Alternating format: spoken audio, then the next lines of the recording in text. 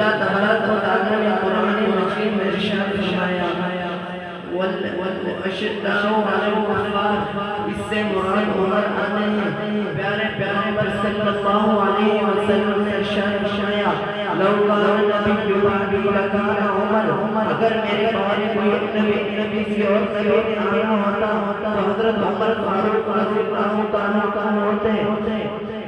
سامعین کرام، حضرت عمر فاروق رضی اللہ تعالیٰ وہ عظیم شخصیت ہے جو باوجود خلیفہ ہونے کے رات کو گلیوں میں گشت کیا کرتے تھے۔ ایک مرتبہ آپ رضی اللہ تعالیٰ گشت پر رہے تھے، ایک گھر سے رونے کی آواز آئی۔ آپ نے دروازے پر دستک دی، اندر سے ایک عورت نے دروازہ کھولا۔